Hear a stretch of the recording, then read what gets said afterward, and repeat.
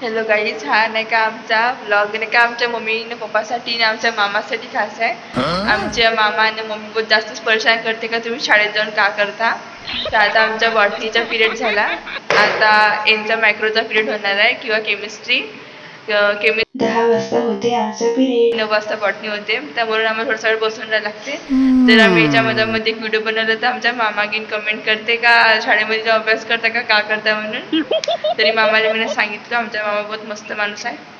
तुम्हाला जेव्हा आमच्या घरी गेले तर तुम्हाला आमचा मामा पण दाखवतो. मामाच्या टकल्यावर केस येऊन गेले, पण माझ्या याचेच आहे. आता चांगला दिवस तेलचा वापर करतो.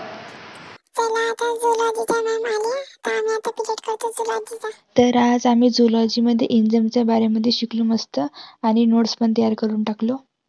निशाबाईने आणला पोहे, ईशाच्या मम्मीने बनवला, बुधबडा बनवला. डब्बा एक आणि खाणेवाले हात अनेक. रिसेसच्या नंतर आमच्या केमिस्ट्री मॅमचं पिरियड असते, तर आता आमची मॅम येणार आहे. तर मग आज आम्ही केमिस्ट्रीमध्ये शिकलो कार्बाइड्स बोरॉनच्या बद्दल. त्याच्यानंतर आमची मग सुट्टी झाली, तर आम्ही आता शाळेच्या बाहेर निघलो. आणि गपचूप घरी गेलो, खालो ना झोपलो. बाय बाय गाईस.